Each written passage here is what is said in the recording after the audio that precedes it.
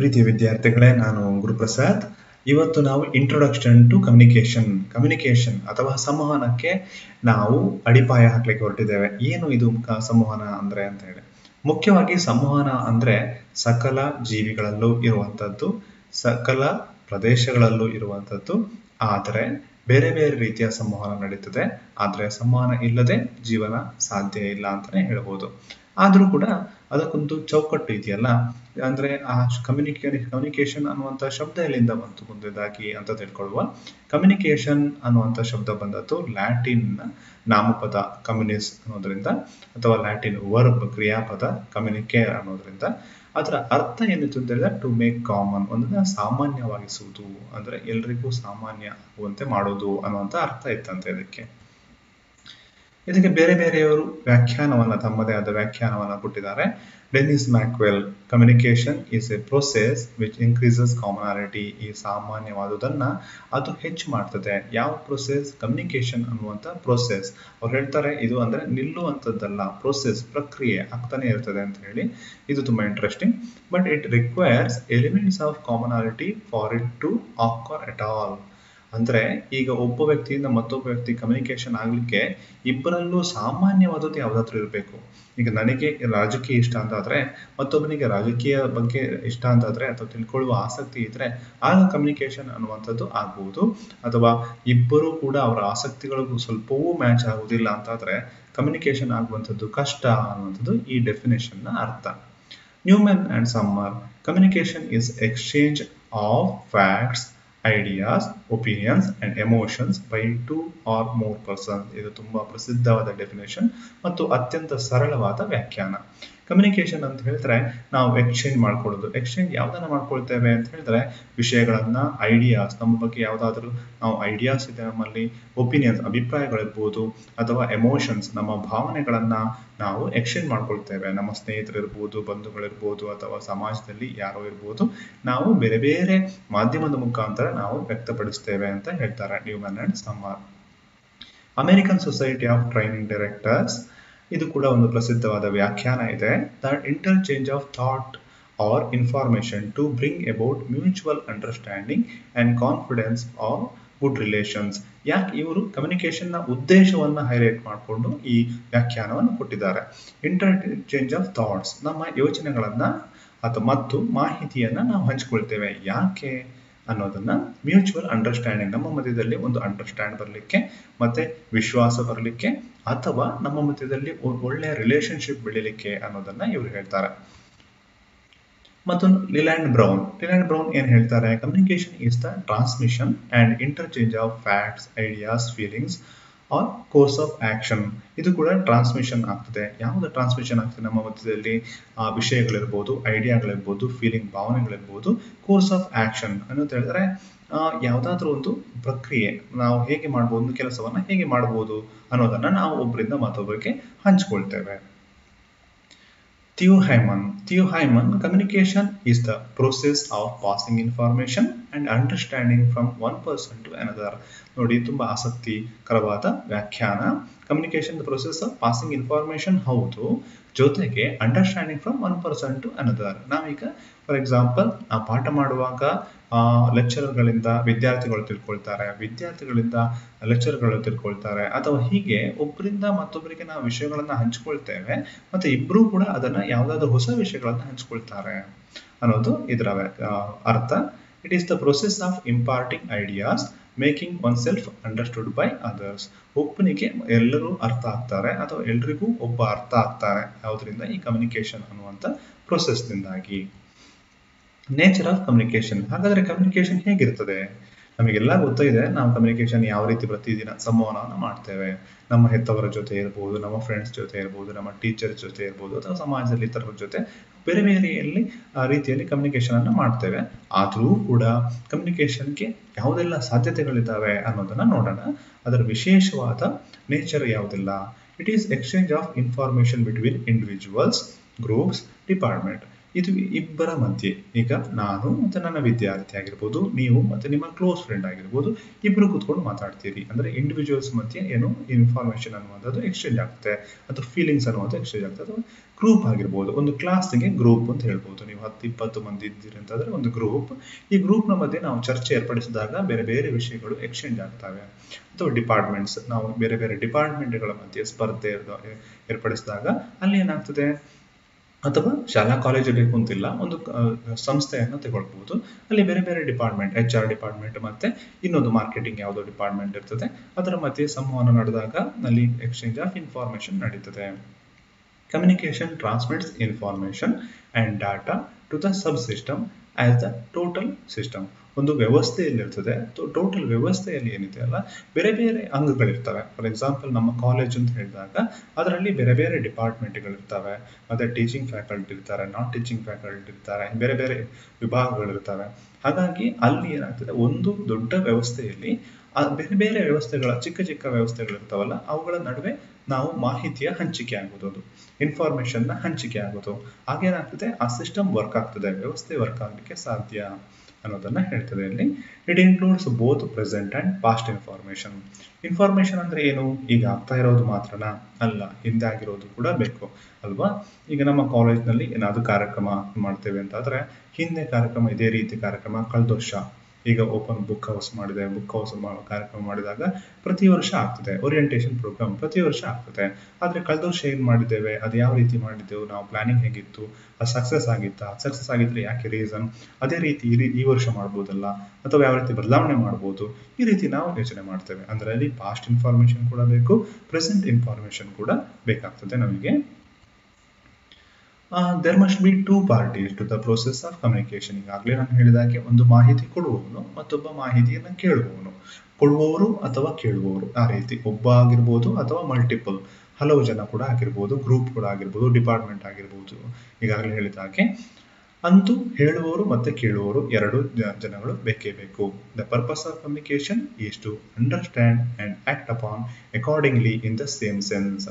ಒಂದು ಅಂತ ಹೇಳಿದ್ರೆ, ಒಬ್ಬ ವಿಷಯವನ್ನ ಹೇಳ್ತಾನೆ, ಮತ್ತೊಬ್ಬ ಅದನ್ನ ಅರ್ಥ ಮಾಡ್ಕೊಳ್ತಾನೆ, ಮತ್ತೆ ಅರ್ಥ ಮಾಡ್ಕೊಂಡು ಅದರ ತರನೇ ನಡ್ಕೊಳ್ತಾನೆ. ಇದು ಏನು ಅಂತ ಹೇಳಿ ಕಮ್ಯುನಿಕೇಶನ್ ನ ಪರ್ಪಸ್, ಮುಖ್ಯ ಉದ್ದೇಶ ಆಗುವಂಥದ್ದು. ಫಾರ್ ಎಕ್ಸಾಂಪಲ್ ನಾವು ಯಾಕೆ ಹೇಳ್ತೇವೆ, ಈಗ ಫಾರ್ ಎಕ್ಸಾಂಪಲ್ ನೀವು ನಿಮ್ಮ ಫ್ರೆಂಡ್ಸಿಗೆ ಏನೋ ರಿಕ್ವೆಸ್ಟ್ ಮಾಡ್ಕೊಳ್ತೀರಿ. ಯಾಕೆ ರಿಕ್ವೆಸ್ಟ್ ಮಾಡ್ಕೊಳ್ತೀರಿ, ನಿಮ್ಮ ರಿಕ್ವೆಸ್ಟ್ ಅನ್ನ ಅವನು ಕೇಳಿ ನಿಮಗೇನೋ ಅರ್ಜೆಂಟ್ ಒಂದು 10 ರೂಪಾಯಿ ಬೇಕಪ್ಪ, ನೀವು ಅವ್ರದ್ದು ರಿಕ್ವೆಸ್ಟ್ ಮಾಡ್ಕೊಳ್ತೀರಿ. ಯಾಕೆ, ಅವರು ನಿಮ್ಮ ರಿಕ್ವೆಸ್ಟ್ ಅನ್ನ ಕೇಳಿ ಅವರು ನಿಮಗೆ ಸಹಾಯ ಮಾಡಬಹುದು ಅಂತ ಹೇಳಿ.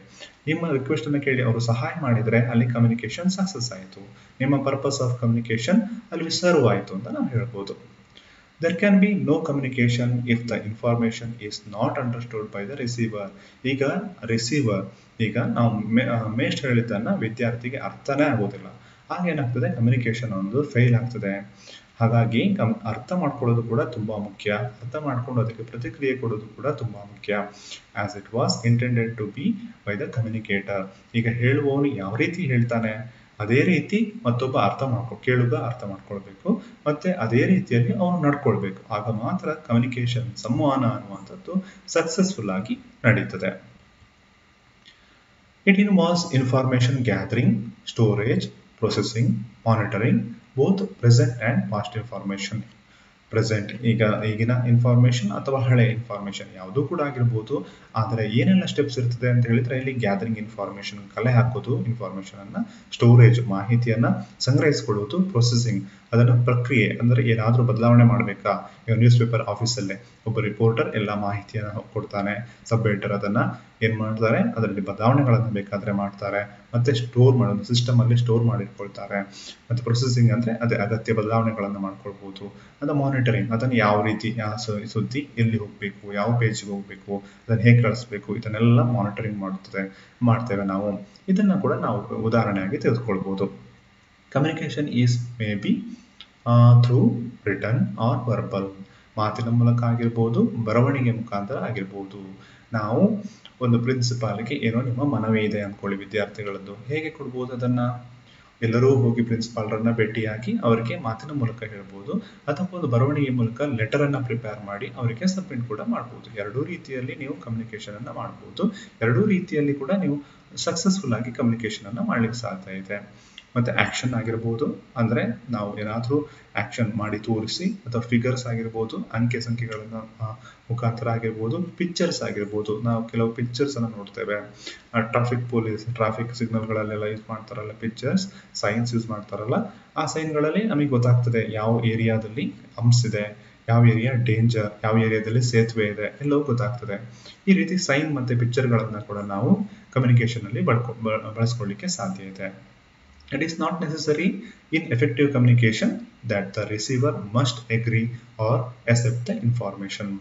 ಹಾಗಾಗಿ ಕಮ್ಯುನಿಕೇಷನ್, ಈಗ ಪರಿಣಾಮಕಾರಿ ಸಂವಹನ ಅಂತ ಹೇಳಿದ್ರೆ ಅದರ ಅರ್ಥ ನಾವು ಕಮ್ಯುನಿಕೇಷನ್ ಆದದ್ದನ್ನು ಒಬ್ಬ ಇನ್ನೊಬ್ಬನಿಗೆ ಹೇಳಿದ್ದು ಅವನು ಒಪ್ಕೊಳ್ಳೇಬೇಕು, ಅದರ ಥರನೇ ನಡ್ಕೊಳ್ಬೇಕು ಅಂತ ಅರ್ಥ ಅಲ್ಲ. ಈಗ ಅವನಿಗೆ ಅರ್ಥ ಆಗಿದೆ ಅಂತ ಆದರೆ ಅಲ್ಲಿ ಕಮ್ಯುನಿಕೇಷನ್ ಪ್ರೊಸೆಸ್ ಸಕ್ಸಸ್ ಅಂತ ಹೇಳ್ಬೋದು. ಆದರೆ ಅದನ್ನು ಒಪ್ಕೊಳ್ಬೇಕು ಅಂತಲೇ ಇಲ್ಲ. ಫಾರ್ ಎಕ್ಸಾಂಪಲ್, ನಿಮ್ಮದೊಂದು ರಾಜಕೀಯ ನಿಲುವಿದೆ, ನೀವು ಅದನ್ನು ಸ್ನೇಹಿತರಿಗೆ ಹೇಳ್ತೀರಿ, ಅವನು ಅಲ್ಲ, ಅವನ ನಿಲುವೇ ಬೇರೆ, ನಿಮ್ಮ ನಿಲುವೇ ಬೇರೆ. ಆದರೆ ನೀವು ಹೇಳಿದವನು ಅರ್ಥ ಮಾಡ್ಕೊಳ್ತಾನೆ, ಆದರೆ ಅವನು ಒಪ್ಪದಿದ್ರೂ ಪರವಾಗಿಲ್ಲ. ಕಮ್ಯುನಿಕೇಷನ್ ಹೇಳಿ ಸಂವಹನ ಅನ್ನುವಂಥದ್ದು ಸಕ್ಸಸ್ ಆಗ್ತದೆ. ಯಾಕೆಂತ ಹೇಳಿದ್ರೆ ನೀವು ಏನು ಹೇಳಿದಿರಿ ಅದು ಅರ್ಥ ಆಗಿದೆ ಅವನಿಗೆ, ಗೊತ್ತಾಗ್ತದೆ. ಹಾಗಾಗಿ ಕಮ್ಯುನಿಕೇಷನ್ಗೆ ನೀವು ಒಬ್ಬ ವ್ಯಕ್ತಿ ಅರ್ಥ ಮಾಡ್ಕೊಳ್ಬೇಕು ಅಂತ ಇಲ್ಲ, ಅರ್ಥ ಮಾಡ್ಕೊಂಡ್ರು ಕೂಡ ಅವರ ನಿಲುವನ್ನು ಬದಲಾಯಿಸಬೇಕು ಅಂತ ಇಲ್ಲ. ದ ಸ್ಕೋಪ್ ಆಫ್ ಕಮ್ಯುನಿಕೇಷನ್ನ ವ್ಯಾಪ್ತಿ ಹೇಗೆ ಅಂತ ನೋಡೋಣ. ಇದರ ವ್ಯಾಪ್ತಿ ವಿಶಾಲವಾದದ್ದು, ಕಮ್ಯುನಿಕೇಷನ್ನ ವ್ಯಾಪ್ತಿ. ಅಂದರೆ ನಮ್ಮ ದಿನನಿತ್ಯದ ಸಂವಹನವನ್ನು ನೀವು ಗಮನಿಸಿ, ಅದು ಯಾವ ರೀತಿಯಲ್ಲಿ ಆಗ್ತದೆ. ಈಗ ನಾವು ಮಾತಾಡ್ತೇವೆ, ನಾವು ದೇವ್ರ ಹತ್ರ ನಾವು ಮಾತಾಡ್ತೇವೆ, ಬೇಡ್ಕೊಳ್ತೇವೆ. ಕನಸಲ್ಲಿ ನಮಗೆ ಏನೋ ವಿಷಯ ಬರ್ತದೆ, ಅದು ನಾವು ಫ್ರೆಂಡ್ಸ್ ಹತ್ರ ಹೇಳ್ತೇವೆ, ಅದು ಕ್ಲಾಸಲ್ಲಿ ಎಲ್ಲರ ಹತ್ರ ಹೇಳ್ತೇವೆ, ಕಾಲೇಜಲ್ಲಿ ಹೇಳ್ತೇವೆ, ಭಾಷಣದಲ್ಲಿ ಹೇಳ್ತೇವೆ. ಈಗ ರಾಜಕಾರಣಿಗಳು ದೊಡ್ಡ ದೊಡ್ಡ ಭಾಷಣ, ಲಕ್ಷಾಂತರ ಜನ ಸೇರ್ತಾರೆ, ಅಲ್ಲಿ ಹೇಳ್ತಾರೆ.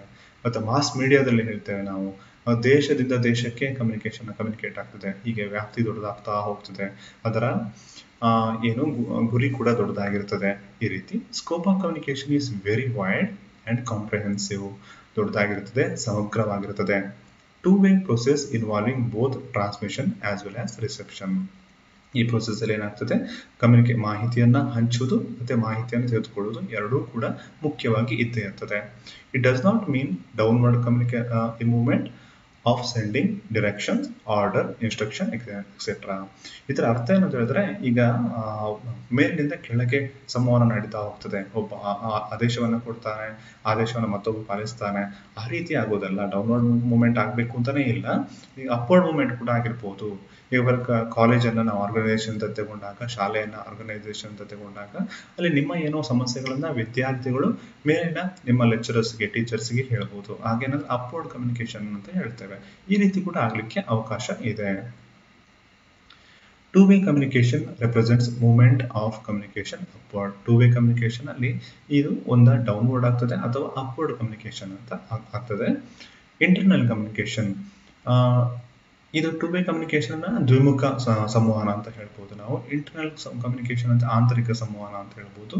ಆಂತರಿಕ ಸಂವಹನದಲ್ಲಿ flows in different direction in an organisation structure.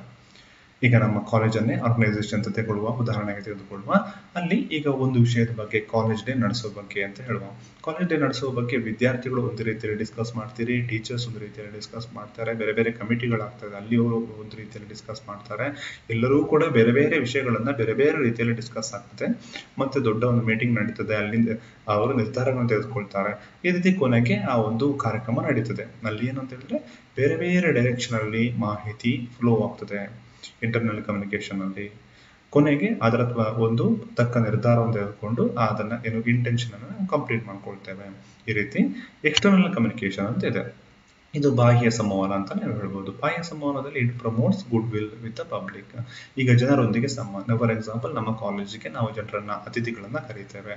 ಅತಿಥಿಗಳನ್ನ ಕರೆದಾಗ ನಾವು ನಮ್ಮ ಕಾಲೇಜಿನ ಬಗ್ಗೆ ಹೇಳ್ಕೊಳ್ತೇವೆ, ಕಾಲೇಜ್ ಯಾವ ರೀತಿ ಚೆನ್ನಾಗಿದೆ ಅಂತ ಹೇಳ್ಕೊಳ್ತೇವೆ, ನಮ್ಮ ಇಂಟೆನ್ಷನ್ಗಳನ್ನು ಹೇಳ್ಕೊಳ್ತೇವೆ. ಇದನ್ನ ಎಕ್ಸ್ಟರ್ನಲ್ ಕಮ್ಯುನಿಕೇಶನ್. ಆಗ ನಮ್ಮ ಕಾಲೇಜಿನ ಹೆಸರನ್ನ ಮತ್ತಷ್ಟು ಹೆಚ್ಚಿಸುವ ರೀತಿಯಲ್ಲಿ ಅವರ ಹತ್ರ ನಾವು ಕಮ್ಯುನಿಕೇಟ್ ಮಾಡ್ತೇವೆ. ಈ ರೀತಿ ಈ ವ್ಯಾಪ್ತಿಯ ಬಗ್ಗೆ ಮತ್ತಷ್ಟು ಹೇಳ್ತಾ ಹೋದಾಗ, internal communication helps in discharge of managerial functions like planning, direction, coordination, motivation. ಈಗಾಗಲೇ ಹೇಳಿದ ಹಾಗೆ ಆಂತರಿಕ ಸಂವಹನದಲ್ಲಿ ಮುಖ್ಯ ಉದ್ದೇಶ ಅಂದರೆ ಮ್ಯಾನೇಜ್ ಮಾಡುವಂಥದ್ದು, ಒಂದು ಪ್ರಕ್ರಿಯೆಯನ್ನು ಮ್ಯಾನೇಜ್ ಮಾಡುವಂಥದ್ದು ತುಂಬ ಇಂಪಾರ್ಟೆಂಟ್ ಆಗಿರ್ತದೆ. ಅದೇನು ಪ್ಲಾನಿಂಗ್ ಆಗಿರ್ಬೋದು, ಈ ಕಾಲೇಜ್ ಡೇ ಅಂತಲೇ ಉದಾಹರಣೆ ತಗೊಳ್ಳುವ. ಕಾಲೇಜಲ್ಲಿ ಪ್ಲಾನಿಂಗ್ ಮಾಡೋದು. ಡೈರೆಕ್ಷನ್, ಅದರ ಪ್ರಕಾರವಾಗಿ ನಾವು ಡೈರೆಕ್ಷನ್, ಯಾವ ಡೈರೆಕ್ಷನಲ್ಲಿ ಕೆಲಸ ಮಾಡಬೇಕು ಆ ರೀತಿ ಮಾಡುವಂಥದ್ದು. ಕೋಆರ್ಡಿನೇಷನ್ಸ್ ಅಂದರೆ ಈಗ ಡಿಪಾರ್ಟ್ಮೆಂಟಿಂದ ಮತ್ತೊಂದು ಡಿಪಾರ್ಟ್ಮೆಂಟಿಗೆ ಕೋಆರ್ಡಿನೇಷನ್ ಇರಬೇಕಾಗ್ತದೆ, ಅದರ್ವೈಸ್ ಎತ್ತು ಏರಿಕೆ ಕೋಣ ನೀರಿಗೆ ಅಂತ ನಾವು ಹೇಳ್ತೇವಲ್ಲ ಆ ರೀತಿ ಆಗಿಬಿಡುತ್ತೆ. ಮತ್ತೆ ಮೋಟಿವೇಶನ್ ಇರಬೇಕಾಗ್ತದೆ. ಅಂದರೆ ಯಾರಾದರೂ ಒಂದು ಡಿಪ್ರೆಸ್ ಆಗಿರ್ತಾರೆ, ಅವರನ್ನು ಮೋಟಿವೇಟ್ ಮಾಡಿಕೊಂಡು ಆ ಪ್ರಕ್ರಿಯೆ ಸಲೀಸಾಗಿ ಆಗುವ ಹಾಗೆ ನೋಡ್ಕೊಳ್ಬೇಕಾಗ್ತದೆ. ಬೋತ್ ರಿಟರ್ನ್ ಆರ್ ವರ್ಬಲ್ ಅಂದರೆ ಓರಲ್, ಮಾತಿನ ಮೂಲಕ ಆಗುವುದನ್ನು ನಾವು ವರ್ಬಲ್ ಅಥವಾ ಓರಲ್ ಕಮ್ಯುನಿಕೇಶನ್ ಅಂತ ಹೇಳ್ತೇವೆ. Can be use to pass message pass ಮಾಡಲಿಕ್ಕೆ ಎರಡನ್ನೂ ಕೂಡ ನಾವು ಬಳಸ್ಕೊಳ್ಬಹುದು. ರಿಟರ್ನ್ ಕಮ್ಯುನಿಕೇಶನ್ ಅಂದರೆ ಏನು? ರಿಟರ್ನ್ ಮೀಡಿಯಾ ಅಂದರೆ ತುಂಬ ಇರ್ತದೆ. ಅದರಲ್ಲಿ ಇನ್ಸ್ಟ್ರಕ್ಷನ್ಸ್ ಇರ್ಬೋದು, ಆರ್ಡರ್ಸ್ ಇರ್ಬೋದು, ಲೆಟರ್ಸ್ ಇರ್ಬೋದು, ಮೆಮೋಸ್ ಇರ್ಬೋದು, ಹೌಸ್ ಜರ್ನಲ್ಸ್ ಇರ್ಬೋದು, ಪೋಸ್ಟರ್ಸ್ ಇರ್ಬೋದು, ಅಥವಾ ಬೋರ್ಡ್ಸ್ ಆಗಿರ್ಬೋದು, ಹ್ಯಾಂಡ್ ಬುಕ್ ಆಗಿರ್ಬೋದು, ಮ್ಯಾನುವಲ್ಸ್ ಇರ್ಬೋದು, ಆನ್ಯುವಲ್ ರಿಪೋರ್ಟ್ ಆಗಿರ್ಬೋದು, ಎನಿ ಅದರ್ ಪಬ್ಲಿಕೇಶನ್. ನೀವು ಗಮನಿಸಿದ್ರೆ ಅಲ್ಲಿ ಮ್ಯಾನ್ಯುವಲ್, ಒಂದು ಹ್ಯಾಂಡ್ ಬುಕ್ ಮ್ಯಾನ್ಯುವಲ್ನಿಂದ ಹಿಡಿದು ಆನ್ಯುವಲ್ ರಿಪೋರ್ಟ್ನವರೆಗೆ ಎಲ್ಲವೂ ಕೂಡ ಆಗ್ತದೆ. ಈಗ ಒಂದು ಚಿಕ್ಕ ವಿಷಯಗಳನ್ನ ನಾವು ಮ್ಯಾನ್ಯುವಲ್ನ ಮುಖಾಂತರ, NSS ಕಾರ್ಯಕ್ರಮ ಅಂದರೆ ಮ್ಯಾನ್ಯುವಲ್ ಮುಖಾಂತರ ನೀವು ಸಾರ್ವಜನಿಕರಿಗೆ ಮಾಹಿತಿಯನ್ನು ಕೊಡ್ಬೋದು. ಆದರೆ ನಮ್ಮ ಕಾಲೇಜಿಗೆ ಅತ್ಯಪರೂಪದ ಒಬ್ಬರು ಹಿರಿಯ ವ್ಯಕ್ತಿ ಬರ್ತಾರೆ, ಗಣ್ಯರು ಬರ್ತಾರೆ ಅಂತ ಆದಾಗ ಅವರಿಗೆ ಕಾಲೇಜ್ ನಮಗೆ ಏನೂ ಗೊತ್ತಿರಲ್ಲ ಅಂತ ಆದಾಗ ನಾವು ಆನ್ಯುವಲ್ ರಿಪೋರ್ಟ್ಗಳನ್ನು ಅಥವಾ ನಮ್ಮ ಆನ್ಯುವಲ್ ಮ್ಯಾಗಝಿನ್ಗಳನ್ನು ಕೊಡ್ತೇವೆ. ಯಾಕೆಂತೇಳಿದ್ರೆ ಕಾಲೇಜಿನ ಚಟುವಟಿಕೆ ಪ್ರತಿ ವರ್ಷ ಹೇಗಾಗ್ತದೆ ಅನ್ನೋದನ್ನು ಅವರಿಗೆ ತಿಳ್ಕೊಳ್ಳಿಕ್ಕೆ ಸಹಾಯ ಆಗ್ತದೆ. ಈ ರೀತಿ ಕಮ್ಯುನಿಕೇಶನ್ ಬೇರೆ ಬೇರೆ ರೀತಿಯಲ್ಲಿ ಆಗ್ತದೆ ರಿಟರ್ನ್ ಮೀಡಿಯಾದ ಮುಖಾಂತರ. ವರ್ಬಲ್ ಮೀಡಿಯಾ ಅಂದ್ರೆ ಏನು? ವರ್ಬಲ್ ಮೀಡಿಯಾದಲ್ಲಿ ಅತ್ಯಂತ ಶಕ್ತಿಯುತವಾದದ್ದು, ಅತ್ಯಂತ ಪರಿಣಾಮಕಾರಿಯಾದ್ದು ಅಂತ ಹೇಳಿದ್ರೆ ಫೇಸ್ ಟು ಫೇಸ್ ಕನ್ವರ್ಸೇಷನ್. ಅಂದರೆ ನಾವು ಇಂಟರ್ಪರ್ಸನಲ್ ಕಮ್ಯುನಿಕೇಶನ್ ಅಂತ ಹೇಳ್ತೇವೆ.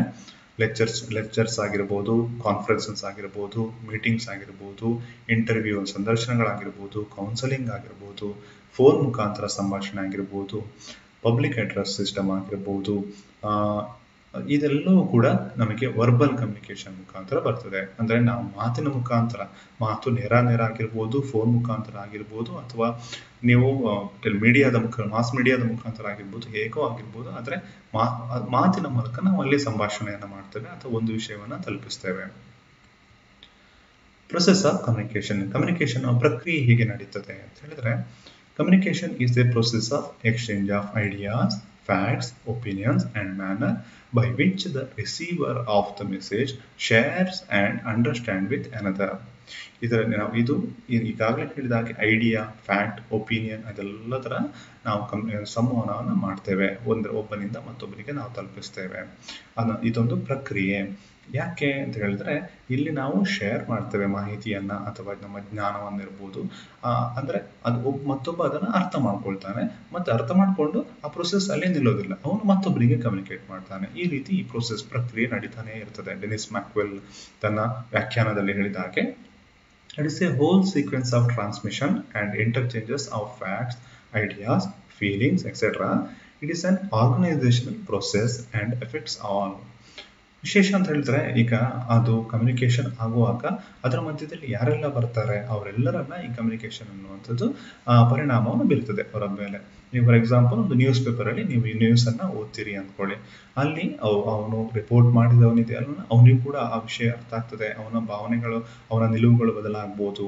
ಅದು ನಮ್ಮ ನ್ಯೂಸ್ ಪೇಪರ್ ಆರ್ಗನೈಸೇಷನ್ ನಲ್ಲಿ ಕೂಡ ಅವರ ನಿಲುವುಗಳು ಬದಲಾಗಬಹುದು, ಅವರಿಗೆ ಹೊಸ ಜ್ಞಾನ ಬರ್ಬೋದು. ನಾವು ಓದುಗರಾಗಿ ನಮಗೆ ಹೊಸ ವಿಷಯ ತಿಳಿತದೆ, ನಾವು ಅದನ್ನ ಅರ್ಥ ಮಾಡ್ಕೊಂಡು ಮತ್ತೊಬ್ಬರಿಗೆ ಹೇಳ್ತೇವೆ. ಅಲ್ಲಿ ಅವರಿಗೆ ಕೂಡ ಅವರ ಮನಸ್ಸಲ್ಲಿ ಭಾವನೆಗಳು ಚೇಂಜ್ ಆಗ್ಬೋದು, ನಿಲುವುಗಳು ಬದಲಾಗಬಹುದು. ಈ ರೀತಿ ಅಂತೂ ಈ ಪ್ರೊಸೆಸ್ ಅಲ್ಲಿ ಯಾರೆಲ್ಲ ಬರ್ತಾರೆ ಅವರೆಲ್ಲರ ಮೇಲೆ ಪರಿಣಾಮವನ್ನು ಬೀರ್ತದೆ. ಯಾವುದು ಕಮ್ಯುನಿಕೇಶನ್ ಅನ್ನುವಂಥದ್ದು ಒಂದಲ್ಲ ಒಂದು ರೀತಿಯ ಪರಿಣಾಮವನ್ನು ಬೀರ್ತದೆ. It helps to transform information from person to person. ಮಾಹಿತಿಯನ್ನ ಒಬ್ಬನಿಂದ ಮತ್ತೊಬ್ಬನಿಗೆ ಹರಡಲಿಕ್ಕೆ ಇದು ಸಹಾಯ ಮಾಡ್ತದೆ ಬೇಸಿಕಲಿ. ಮತ್ತೆ ಜ್ಞಾನ ಇರ್ಬೋದು ಅಥವಾ ತಿಳುವಳಿಕೆ ಇರ್ಬೋದು, ಒಪಿನಿಯನ್ ಇರ್ಬೋದು, ಅದರ ಏನು ಬೇಕಾದ್ರೂ ಆಗ್ಬೋದು. ಅದ್ರ ಬೇಸಿಕಲಿ ಮಾಹಿತಿಯನ್ನ ಒಬ್ಬನಿಂದ ಒಬ್ಬನಿಗೆ ಹಂಚುತ್ತದೆ. Elements of communication process. Communication ಪ್ರಕ್ರಿಯೆಯಲ್ಲಿ ಏನೆಲ್ಲ ಇರ್ತದೆ? ಒಂದು ಮೆಸೇಜ್ ಇರ್ತದೆ, ಮತ್ತೊಂದು ಸೆಂಡರ್ ಇರ್ತಾನೆ. ಎನ್ಕೋಡಿಂಗ್ ಅಂದರೆ ನಾವು ಯಾವ ರೀತಿ ಕಳಿಸ್ತೇವೆ, ಬರೆದು ಕಳಿಸ್ತೇವಾ, ಮಾತಿನ ಮುಖಾಂತರ ಕಳಿಸ್ತೇವಾ, ಅಥವಾ ಬೇರೆ ಯಾವುದಾದ್ರೂ ಮುಖಾಂತರ ಹೇಳ್ತೇವಾ, ಆ ರೀತಿ ಅದಕ್ಕೆ ಎನ್ಕೋಡಿಂಗ್ ಅಂತ ಹೇಳ್ತೇವೆ. ಚಾನಲ್, ಯಾವ ಮಾಧ್ಯಮದ ಮುಖಾಂತರ ಹೇಳ್ತೇವೆ. ರಿಸೀವರ್, ಅದನ್ನು ತೆಗೆದುಕೊಳ್ಳುವವನು ಯಾರು, ನಮ್ಮ ಮಾಹಿತಿಯನ್ನ ಡಿಕೋಡಿಂಗ್, ಅವನು ಯಾವ ರೀತಿ ಅರ್ಥ ಮಾಡ್ಕೊಳ್ತಾನೆ. ಹಾಗೆ ಮತ್ತೊಂದು ನಾವಿಲ್ಲಿ ಸೇರಿಸ್ಬೋದು ಫೀಡ್ಬ್ಯಾಕ್ ಅನ್ನೋದು, ಪ್ರತಿಕ್ರಿಯೆ ಅನ್ನೋದನ್ನ ಕೂಡ ಸೇರಿಸ್ಬೋದು. ಕೆಲವರು ಪ್ರತಿಕ್ರಿಯೆ ಅಷ್ಟು ಮುಖ್ಯವಲ್ಲ ಅಂತ ಹೇಳ್ತಾರೆ. ಕೆಲವರು ಪ್ರತಿಕ್ರಿಯೆ ಇರುತ್ತೆ, ಕಮ್ಯುನಿಕೇಶನ್ ಪ್ರೊಸೆಸ್ ಅನ್ನೋದು ಕಂಪ್ಲೀಟ್ ಆಗೋದಿಲ್ಲ ಅಂತ ವಾದ ಮಾಡುವವರು ಕೂಡ ಇದ್ದಾರೆ. ಎಲಿಮೆಂಟ್ಸ್ ಆಫ್ ಕಮ್ಯುನಿಕೇಶನ್ ಈಗ ನಾವು ಹೇಳಿದಾಗ ಒಂದೊಂದನ್ನ ಮಾತಾಡ್ತಾ ಹೋಗುವ. ಇಟ್ ಈಸ್ ಯಾವುದು ಮೆಸೇಜ್ ಅನ್ನುವಂಥದ್ದು, it is information spoken or written. ನಾವು ಮಾತನಾಡಿದ್ದೇವೆ ಅಥವಾ ಬರೆದಿದ್ದೇವೆ, ಏನದು? ಅದು ಮಾಹಿತಿ, ಮೆಸೇಜ್ ಅಂತ ನಾವು ಹೇಳ್ತೇವೆ. To be passed from person to person. ಇದು ನಾವು ಕಮ್ಯುನಿಕೇಶನ್ ಅಲ್ಲಿ ಒಬ್ಬ ಮತ್ತೊಬ್ಬ ವ್ಯಕ್ತಿಗೆ ನಾವೇನಾದ್ರು ಹೇಳ್ತೇವೆ, ಏನನ್ನು ಹೇಳ್ತೇವೆ ಅದನ್ನು ನಾವು ಮೆಸೇಜ್ ಅಂತ ನಾವು ಹೇಳ್ತೇವೆ. ಏನಾದರೂ ಒಂದು ವಿಷಯ ಬೇಕಲ್ಲ, ಅದು message. It is the subject matter of the communication. Sender ಮತ್ತೊಂದು, ಎರಡನೇದು ಸೆಂಡರ್ ಅಥವಾ ಟ್ರಾನ್ಸ್ಮಿಟರ್. ಸೆಂಡರ್ ಅಂತ ಕೂಡ ಹೇಳ್ಬೋದು, ಟ್ರಾನ್ಸ್ಮಿಟರ್ ಅಂತ ಹೇಳ್ಬೋದು. ಇವನು ಯಾರು ಅಂತಂದ್ರೆ ನಾವು ಯಾವುದು ಸಬ್ಜೆಕ್ಟ್ ಮ್ಯಾಟರ್ ಅಥವಾ ಮೆಸೇಜ್ ಇದೆಯಲ್ಲ ಅದನ್ನು ಸೆಂಡ್ ಮಾಡುವವನು, ಕಳುಹಿಸುವವನು ಮೊದಲನೇ ವ್ಯಕ್ತಿ. He is transmitter of the message or communicator. ಅವನನ್ನು ಕಮ್ಯುನಿಕೇಟರ್ ಅಂತ ಕೂಡ ಹೇಳ್ಬೋದು, ಯಾಕಂದ್ರೆ ಅವನು ಸಂವಹನವನ್ನು ಆರಂಭಿಸುವವನು. He conceives and initiates the message. ಅವನು ಒಂದು ಮೆಸೇಜ್ ಅನ್ನು ತೆಗೆದುಕೊಳ್ತಾನೆ, ಅರ್ಥ ಮಾಡ್ಕೊಳ್ಳೋದೇ ಕೂಡ ಇರ್ಬೋದು, ಆದರೆ ಆ ಮೆಸೇಜ್ ಅನ್ನು ಮತ್ತೊಬ್ಬರಿಗೆ ಹೇಳ್ತಾನೆ. ಫಾರ್ ಎಕ್ಸಾಂಪಲ್, ನಮ್ಮ ಗಾಸಿಪ್ ಸುದ್ದಿಗಳು ಬರ್ತಾವಲ್ಲ, ಸೋಷಿಯಲ್ ಮೀಡಿಯಾದ ಮುಖಾಂತರ ಬರ್ತವೆ. ನಾವು ಅದನ್ನ ಒಂದ್ಸಲ ಓದ್ತೇವೆ, ಅರ್ಥ ಆಗಿರ್ಬೋದು, ಅದನ್ನು ಕನ್ಫರ್ಮ್ ಆಗದೇ ಇರ್ಬೋದು, ಆದರೂ ಕೂಡ ಅದನ್ನು ನಾವು ಫಾರ್ವರ್ಡ್ ಮಾಡಿಬಿಡ್ತೇವೆ. ಹಾಗಾಗಿ ನಾವು ಒಂದು ವಿಷಯವನ್ನು ಮತ್ತೊಬ್ಬರಿಗೆ ಹೇಳಿಬಿಡ್ತೇವೆ. There is always transmitter in communication process. ಈ ಮೆಸೇಜ್ ಮತ್ತೆ ಸೆಂಡ್ ಮಾಡುವವನು ಮತ್ತೆ ರಿಸೀವ್ ಮಾಡುವವನು, ಇವ್ರು ಮೂರು ಜನ ಈ ಮೂರು ಭಾಗಗಳು ಇದ್ದೇ ಇರ್ತವೆ ಒಂದು ಕಮ್ಯುನಿಕೇಶನ್ ಪ್ರೊಸೆಸ್ ನಡೀಲಿಕ್ಕೆ. He is the driving force to change the behavior of the receiver. ರಿಸೀವರ್ನ ಮನಸ್ಥಿತಿಯಲ್ಲಿ, ಅವನ ಅಥವಾ ಒಪಿನಿಯನ್ ನಲ್ಲಿ ಅಥವಾ ನಿಲುವಿನಲ್ಲಿ ಬದಲಾವಣೆ ತರಬೇಕು ಅಂತ ಆದ್ರೆ ಅದಕ್ಕೆ ಮುಖ್ಯ ಕಾರಣ ಯಾರಾಗಿರ್ತಾನೆ? ಸೆಂಡರ್ ಆಗಿರ್ತಾನೆ. Encoding conversion of the subject matter into symbols. Subject matter ಏನಿರ್ತದೆ, ನಾವು ಅದನ್ನು ಬೇರೆ ಬೇರೆ ರೀತಿಯಾಗಿ ಅದಕ್ಕೊಂದು ರೂಪ ಕೊಡ್ತೇವಲ್ಲ. ನಾನು ಈಗಾಗಲೇ ಹೇಳಿದ ಹಾಗೆ ಒಂದು ವಿಷಯ ಇರ್ತದೆ, ಅದನ್ನು ನಾವು ಮಾತಿನ ರೂಪ ಕೊಡ್ತೇವೆ, ಬರಹದ ರೂಪ ಕೊಡ್ತೇವೆ, ಚಿತ್ರದ ರೂಪ ಕೊಡ್ತೇವೆ. ಆ ರೀತಿ ಈಗ ವ್ಯಂಗ್ಯ ಚಿತ್ರಗಳು ಹೇಗೆ ವಿಷಯ ಹೇಳ್ತವೆ? ಚಿತ್ರದ ಮುಖಾಂತರನೇ ಹೇಳ್ತವೆ. ನಮಗೆ ನಗು ಬರ್ಬೋದು ಅದನ್ನು ನೋಡಿ, ಅಥವಾ ಬೇರೆ ಬೇರೆ ಭಾವನೆಗಳು ನಮಗೆ ಬರ್ಬೋದು. ಹೇಗೆ ಬಂತು? ಆ ಚಿತ್ರದ ಮುಖಾಂತರನೇ ನಮಗೆ ಬಂತು. ಅಲ್ಲಿ ಯಾರು ಬರಲಿಲ್ಲ, ಯಾರು ಹೇಳಲಿಲ್ಲ. ಹೀಗಾಗಿ the message or subject matter of any communication is always abstract ಮತ್ತು ಇಂಟ್ಯಾಂಜಿಬಲ್. ಚಿಕ್ಕದಾಗಿರ್ತದೆ ಮತ್ತೆ ಸ್ಪಷ್ಟವಾಗಿರ್ತದೆ ಯಾವುದು ಕಮ್ಯುನಿಕೇಶನ್ ಪ್ರೊಸೆಸ್ ಅಲ್ಲಿ. ಯಾವುದು ಮಾಹಿತಿ ಅನ್ನುವಂಥದ್ದು, ಮೆಸೇಜ್ ಅನ್ನುವಂಥದ್ದು. This translate ideas, facts, feelings etcetera. ಈ ಎನ್ಕೋಡಿಂಗ್ ನಲ್ಲಿ ನಾವು ಟ್ರಾನ್ಸ್ಲೇಟ್ ಮಾಡ್ತೇವೆ, ಏನು ನಮ್ಮ ಐಡಿಯಾ ಇರ್ಬೋದು, ಫ್ಯಾಕ್ಟ್ಗಳಿರ್ಬೋದು ಅಥವಾ ಭಾವನೆಗಳಿರ್ಬೋದು, ಇದೆಲ್ಲವನ್ನ ನಾವು ಒಂದು ರೂಪ ಕೊಡ್ತೇವೆ ಇದೆಲ್ಲದಕ್ಕೂ ಕೂಡ. ನೆಕ್ಸ್ಟ್ ಇದ್ದು ಕಮ್ಯುನಿಕೇಶನ್ ಚಾನಲ್ ಅಂತ ಹೇಳ್ತೇವಲ್ಲ. ಇಲ್ಲಿ ಚಾನಲ್ ಅಂತ ಹೇಳಿದ್ರೆ ನಮ್ಮ ಟಿವಿ ಚಾನಲ್ ಅಲ್ಲ, ಮಾಧ್ಯಮ ಅನ್ನುವಂಥ ಅರ್ಥ ಬರ್ತದೆ. It is medium through which the message pass. ಇದು ಈ ಮಾಧ್ಯಮದ ಮುಖಾಂತರ ಮೆಸೇಜ್ ಹೋಗ್ತದೆ. ಮೆಸೇಜ್ ಹೋಗ್ಲಿಕ್ಕೆ ಯಾವ್ದಾದ್ರು ಒಂದು ರೂಪ ಇದ್ಬೇಕಲ್ಲ, ಅದನ್ನ ನಾವು ಮಾಧ್ಯಮ ಅಂತ ಹೇಳ್ತೇವೆ. Media may be written or oral media. ಮತ್ತೆ ಇಲ್ಲಿ ಕೂಡ ಅಷ್ಟೇ, ಮೀಡಿಯಾ ಯಾವುದು ಕೂಡ ಆಗಿರ್ಬೋದು, ರಿಟರ್ನ್ ಆಗಿರ್ಬೋದು ಅಥವಾ ಓರಲ್ ಮೀಡಿಯಾ ಆಗಿರ್ಬೋದು. ನಾವು ಫೋನನ್ನು ಕೂಡ ಬಳಸ್ಬೋದು, ಅಥವಾ ನಮ್ಮ ಯೂಟ್ಯೂಬ್ ಚಾನಲ್ ಅನ್ನು ಬಳಸ್ಬೋದು, ಅಥವಾ ನಮ್ಮ ಟೆಲಿವಿಷನ್ ಚಾನಲ್ಗಳನ್ನು ಬಳಸ್ಬೋದು. ಹೇಗೆ ಕೂಡ ನಾವು ಬರೀಬಹುದು, ಅಥವಾ ಒಂದು ಪತ್ರದ ಮುಖಾಂತರ ಕೂಡ ಬರೀಬಹುದು. The communicator should decide how best he can transmit the message, what he has to convey. ಇಲ್ಲಿ ಯಾರು ಡಿಸೈಡ್ ಮಾಡೋದು ಇದನ್ನ ಚಾನಲ್ ಯಾವ್ದಾಗಬೇಕು ಅಂತ ಯಾರು ಡಿಸೈಡ್ ಮಾಡ್ತಾರೆ? ಅದನ್ನ ಯಾರು ಮಾಡ್ತಾರೆ ಅಂದ್ರೆ ಕಮ್ಯುನಿಕೇಟರ್. ಈ ಮೆಸೇಜ್ ಟ್ರಾನ್ಸ್ಮಿಟರ್ ಅಥವಾ ಸೆಂಡರ್ ಇದನ್ನೆಲ್ಲ ಅವ್ನು ಡಿಸೈಡ್ ಮಾಡ್ತಾನೆ. ನನ್ನ ಮೆಸೇಜ್ ಏನು, ನಾನು ಏನು ಹೇಳಬೇಕು, ಮತ್ತೆ ಅದನ್ನ ತುಂಬಾ ಜನರಿಗೆ ರೀಚ್ ಮಾಡ್ಬೇಕಾದ್ರೆ ನಾನು ಯಾವ್ದು ಬೆಸ್ಟ್ ವೇ ಯಾವುದು, ಬೆಸ್ಟ್ ಚಾನಲ್ ಯಾವುದು ಅಂತ ಅವನು ಡಿಸೈಡ್ ಮಾಡ್ತಾನೆ. ಹಾಗೆ ಅವನು ಸರಿಯಾದ ನಿರ್ಧಾರವನ್ನು ತೆಗೆದುಕೊಂಡ್ರೆ ಅವನು ಅಂದ್ಕೊಂಡ ಹಾಗೆ ಅದು ಅತಿ ಹೆಚ್ಚಿನ ಜನರನ್ನ ಪರಿಣಾಮಕಾರಿಯಾಗಿ ತಲುಪ್ತದೆ. Receiver. There is always a receiver. ಒಬ್ಬ ಸೆಂಡರ್ ಯಾವಾಗಲೂ ಇದ್ದ ಹಾಗೆ ಒಬ್ಬ ರಿಸೀವರ್ ಕೂಡ ಒಂದು ಮೆಸೇಜ್ ಅನ್ನು ತೆಗೆದುಕೊಳ್ಳಿಕ್ಕೆ ಇರ್ತಾನೆ. A person who receives the message is called a receiver. ಯಾರು ಮೆಸೇಜ್ ಅನ್ನು ರಿಸೀವ್ ಮಾಡ್ಕೊಳ್ತಾನೆ ಅದನ್ನ ರಿಸೀವರ್ ಅಂತ ನಾವು ಹೇಳ್ತೇವೆ. Effective communication process is not complete without receiver. ಒಬ್ಬ ರಿಸೀವರ್ ಮತ್ತೆ ಒಂದು ಮೆಸೇಜ್ ಇಲ್ಲದೆ ಎಫೆಕ್ಟಿವ್ ಕಮ್ಯುನಿಕೇಶನ್ ಅನ್ನುವಂಥದ್ದು ಸಂಪೂರ್ಣ ಆಗಲಿಕ್ಕೆ ಸಾಧ್ಯವೇ ಇಲ್ಲ. ಈಗ ಏನೋ ಮೆಸೇಜ್, ಇಂಪಾರ್ಟೆಂಟ್ ಮೆಸೇಜ್ ಬರ್ತದೆ, ಮಾಧ್ಯಮ ಕೂಡ ಸರಿಯಾದ ಮಾಧ್ಯಮದಲ್ಲೇ ಬರ್ತದೆ, ಆದ್ರೆ ಅದನ್ನು ಕೇಳುವವರೇ ಇಲ್ಲ ಅಂತಂದ್ರೆ ಅಲ್ಲಿ ಕಮ್ಯುನಿಕೇಶನ್ ಪ್ರೊಸೆಸ್ ಅನ್ನುವಂಥದ್ದು ಕಂಪ್ಲೀಟ್ ಆಗೋದಿಲ್ಲ. ಈ ರಿಸೀವ್ಸ್, ಯಾರು ರಿಸೀವರ್ ಮೆಸೇಜ್ ಅನ್ನು ತೆಗೆದುಕೊಳ್ತಾನೆ, ಟ್ರೈಸ್ ಟು ಇಂಟರ್ಪ್ರಿಟ್, ಅದನ್ನು ವಿಶ್ಲೇಷಣೆ ಮಾಡ್ಲಿಕ್ಕೆ ನೋಡ್ತಾನೆ, ಅದರ ಬಗ್ಗೆ ಯೋಚನೆ ಮಾಡ್ತಾನೆ, ಪರ್ಸೀವ್ ಅರ್ಥ ಮಾಡ್ಕೊಳ್ತಾನೆ, ಮತ್ತೆ ಆಕ್ಟ್ ಅಪಾನ್ ದಟ್ ಮೆಸೇಜ್, ಅವನ ಅದರ ಅದರ ಅನುಗುಣವಾಗಿ ಅವನು ಕೆಲಸ ಮಾಡ್ತಾನೆ. ಫಾರ್ ಎಕ್ಸಾಂಪಲ್, ನಾವು ಯಾವುದೋ ಒಂದು ಸರ್ಕಾರದ ಕೋವಿಡ್ ನಿಯಂತ್ರಣಕ್ಕಾಗಿ ಸರ್ಕಾರ ಮಾಸ್ಕ್ ಕಡ್ಡಾಯ ಅಂತ ಹೇಳ್ತದೆ. ನಾವು ಅದನ್ನು ಅರ್ಥ ಮಾಡ್ಕೊಳ್ತೇವೆ, ನಂತರ ಅದರ ಹಾಗೆ ಸರ್ಕಾರದ ನೀತಿ ನಿಯಮದ ಹಾಗೆ ನಾವು ನಡ್ಕೊಳ್ತೇವೆ. ಇಲ್ಲಿ ಕಮ್ಯುನಿಕೇಶನ್ ಪ್ರೊಸೆಸ್ ಅನ್ನುವಂಥದ್ದು ಸಕ್ಸಸ್ ಆಗ್ತದೆ. ಇಲ್ಲಿ ಸೆಂಡರ್ ಯಾರು? ಸರ್ಕಾರದ ವ್ಯಕ್ತಿಗಳು, ಅಧಿಕಾರಿಗಳಾಗಿರ್ತಾರೆ. ರಿಸೀವರ್ ಯಾರು? ನಾವು ಜನಸಾಮಾನ್ಯರು ಆಗಿರುತ್ತೇವೆ. ಡಿಕೋಡಿಂಗ್ ಒಂದಿದೆಯಲ್ಲ, ಅಂದ್ರೆ ನಾವು ಎನ್ಕೋಡಿಂಗ್ ಅಲ್ಲಿ ಮಾಡಿದ್ದೇವೆ, ಡಿಕೋಡಿಂಗ್ ಆಗಬೇಕಲ್ಲ. ಡಿಕೋಡಿಂಗ್ ಅಂತ ಹೇಳಿದ್ರೆ ಅಲ್ಲಿ ಸರಳ ಭಾಷೆಯನ್ನು ಅರ್ಥ ಮಾಡ್ಕೊಂಡದನ್ನ ಅಲ್ಲ, ಒಂದು ರೂಪಕ್ಕೆ ಕನ್ವರ್ಟ್ ಮಾಡಿದ್ದನ್ನ ನಾವಿಲ್ಲಿ ಸರಳ ಭಾಷೆಗೆ ಕನ್ವರ್ಟ್ ಮಾಡೋದು. Process of translating encoded message, ಅದು ಮಾತಿರ್ಬೋದು, ಬರಹ ಇರ್ಬೋದು, ಯಾವುದಾಗಿರ್ಬೋದು, ಟು ಆರ್ಡಿನರಿ ಅಂಡರ್ಸ್ಟ್ಯಾಂಡೇಬಲ್ ಲ್ಯಾಂಗ್ವೇಜ್, ಎಲ್ಲರೂ ಅರ್ಥ ಆಗುವ ಹಾಗೆ ಒಂದು ರೂಪಕ್ಕೆ ನಾವು ಅದನ್ನ ಬದಲಾವಣೆ ಮಾಡೋದು. ಇದನ್ನು ನಾವು ಡಿಕೋಡಿಂಗ್ ಅಂತ ಹೇಳ್ತೇವೆ. ರಿಸೀವರ್ ಕನ್ವರ್ಟ್ಸ್ ದ ಸಿಂಬಲ್ಸ್ ಆಗಿರ್ಬೋದು, ವರ್ಡ್ಸ್ ಆಗಿರ್ಬೋದು, ಸೈನ್ಸ್ ಆಗಿರ್ಬೋದು, ಪಿಕ್ಚರ್ಸ್ ಆಗಿರ್ಬೋದು, ಯಾರಿಂದ ಕಳಿಸಿದ್ದು? ಸೆಂಡರ್ ಕಳಿಸಿದ್ದು. Get the meaning of it, ಅದನ್ನ ಅರ್ಥ ಮಾಡ್ಕೊಂಡು ಅವನಿಗೆ ಆದ ರೀತಿಯಲ್ಲಿ ಅವನು ಅದನ್ನು ತಿಳ್ಕೊಳ್ತಾನೆ, ಅದನ್ನ ಅರ್ಥ ಮಾಡ್ಕೊಳ್ತಾನೆ. ಅಲ್ಲಿ ಏನಾಯ್ತು? ಡಿಕೋಡ್ ಆಯ್ತು. ಎನ್ಕೋಡ್ ಆದ ಮೆಸೇಜ್ ಡಿಕೋಡ್ ಆಯ್ತು. ಡಿಕೋಡ್ ಆದಾಗ ಏನಾಗ್ತದೆ? ರಿಸೀವರ್ಗೆ ಅರ್ಥ ಆಗ್ತದೆ ಆ ಮೆಸೇಜ್. ಅವನ ನಂತರ ಮತ್ತೆ ಪ್ರೊಸೆಸ್ ಸ್ಟಾರ್ಟ್ ಮಾಡ್ತಾನೆ, ಅವನು ಮತ್ತೊಬ್ಬನಿಗೆ ಹೇಳ್ತಾನೆ. ಈ ರೀತಿ ಪ್ರಕ್ರಿಯೆ ಕಂಟಿನ್ಯೂ ಆಗ್ತದೆ. Acting according to the understanding of the message, receiver act ಮಾಡ್ತಾನೆ. ಹೇಗೆ? ಆ ಮೆಸೇಜ್ ಅಲ್ಲಿ ಏನಿರ್ತದೆ, ಮೆಸೇಜ್ ಅಲ್ಲಿ ಸಂದೇಶದಲ್ಲಿ ಏನಿರ್ತದೆ, ಯಾರು ಹೇಳಿರ್ತಾರೆ? ಈಗ ವಿದ್ಯಾರ್ಥಿಗಳಿಗೆ ಪ್ರಿನ್ಸಿಪಾಲ್ ಏನೋ ಒಂದು ಸಂದೇಶವನ್ನ ಕೊಡ್ತಾರೆ, ಕಟ್ಟುನಿಟ್ಟಾಗಿ ನೀವು ಯೂನಿಫಾರ್ಮ್ ಅನ್ನ ಹಾಕೊಂಡು ಬರಬೇಕು ಅಂತ ಹೇಳಿ. ಅದಕ್ಕೆ ಸರಿಯಾಗಿ ನೀವು ಅದನ್ನ ಮಾಡ್ತೀರಿ, ಫಾಲೋ ಮಾಡ್ತೀರಿ. ಇದನ್ನ ನಾವು acting according to the message ಅಂತ ನಾವು ಹೇಳ್ತೇವೆ. ಇಲ್ಲಿ ಕಮ್ಯುನಿಕೇಶನ್ ಪ್ರೊಸೆಸ್ ಮತ್ತೊಂದು ಏನು ಹಂತದಲ್ಲಿ ಸಕ್ಸಸ್ ಆಯಿತು. ಫೀಡ್ಬ್ಯಾಕ್, ಇದನ್ನು ನಾನು ಹೇಳಿದ್ದು. ಫೀಡ್ಬ್ಯಾಕ್ ಅಂದ್ರೆ ನಮ್ಮ ಪ್ರತಿಕ್ರಿಯೆ ಅಂತ ನಾವು ಹೇಳ್ತೇವೆ. Sending back of the knowledge about the message, ಆ ಮೆಸೇಜ್ ಬಗ್ಗೆ ನಮ್ಮ ಅಭಿಪ್ರಾಯ. ಫಾರ್ ಎಕ್ಸಾಂಪಲ್, ನಾವು ಯಾವುದೋ ಒಂದು ಯಾರದೋ ಒಂದು ನಿರ್ಧಾರ ನಮಗೆ ತಲುಪ್ತದೆ, ನಾವು ಅದನ್ನು ಒಪ್ಪಬಹುದು, ಒಪ್ಪದೇ ಇರ್ಬೋದು, ಏನಾದರೂ ಕಳಿಸ್ತೇವೆ, ನನಗಿದು ಇಷ್ಟ ಇಲ್ಲ ಅಥವಾ ನಾನು ಇದಕ್ಕೆ ಸಪೋರ್ಟ್ ಮಾಡ್ತೇನೆ ಅಂತ ಕಳಿಸ್ತೇವೆ. ಯಾವುದೇ ಆಗಿರಲಿ ಅದು ಫೀಡ್ಬ್ಯಾಕ್ ಆಗಿರುತ್ತದೆ. Sending back the knowledge about the message to the transmitter, ಯಾರು ಇದು ಮೆಸೇಜ್ ಅನ್ನು ಕಳಿಸಿದಾನೆ ಅವನಿಗೆ ನಾವು ಹೇಳ್ತೇವೆ. ಇಲ್ಲಿ ಒಂದು ಸರ್ಕಲ್ ಆಗ್ತದೆ ನೋಡಿ. ಅಂದ್ರೆ ಫೀಡ್ಬ್ಯಾಕ್ ಕೊಡುವಾಗ ಅದು ಕೊನೆಗೆ ರಿಸೀವರ್ ಅದನ್ನ ಏನೋ ಒಂದು ವಿಷಯವನ್ನು ಸೆಂಡರ್ಗೆ ಹೇಳ್ತಾನೆ, ಆಗ ಒಂದು ಸರ್ಕಲ್ ತರ ಆಗ್ತದೆ. ಹಾಗಾಗಿ ಫೀಡ್ಬ್ಯಾಕ್ ಅನ್ನೋದು ತುಂಬಾ ಇಂಪಾರ್ಟೆಂಟ್. ಫೀಡ್ಬ್ಯಾಕ್ ಇಲ್ಲದೆ ಏನು ಅಂದ್ರೆ ಸೆಂಡರ್ಗೆ ಅವನು ಹೇಳಿದ ಮೆಸೇಜ್ ಅರ್ಥ ಆಗಿದೆಯಾ ಇಲ್ವಾ ಅನ್ನೋದು ಗೊತ್ತಾಗ್ತದೆ ಅಂತ ಹೇಳ್ತಾರೆ. Also explained communication is an exchange process, ಅಂದ್ರೆ ಮಾಹಿತಿಯನ್ನ ನಾವು ಹಂಚಿಕೊಳ್ತೇವೆ ಅಂತ ನಾವು ಹೇಳ್ತೇವೆ ಕಮ್ಯುನಿಕೇಶನ್ ಅಲ್ಲಿ. ಹಾಗಾದ್ರೆ ಈ process complete when information goes back to the sender. ಹಾಗಾದ್ರೆ ಇಂಥ ಮಾಹಿತಿಯನ್ನ ನಾವು ಹಂಚಿಕೊಳ್ತೇವೆ ಅಂತ ಅದರ ಕಮ್ಯುನಿಕೇಶನ್ ಅಲ್ಲಿ. ಆಗ ಏನಾಗ್ತದೆ? ಸೆಂಡರ್ಗೆ ಇವನ್ ರಿಸೀವರ್ ತನ್ನ ಫೀಡ್ಬ್ಯಾಕ್ ಅನ್ನು ಕೊಟ್ಟಾಗ ಮಾತ್ರ ಆ ಸರ್ಕಲ್ ಕಂಪ್ಲೀಟ್ ಆಗ್ತದೆ, ಅದು ಸಕ್ಸಸ್ ಆಗ್ತದೆ.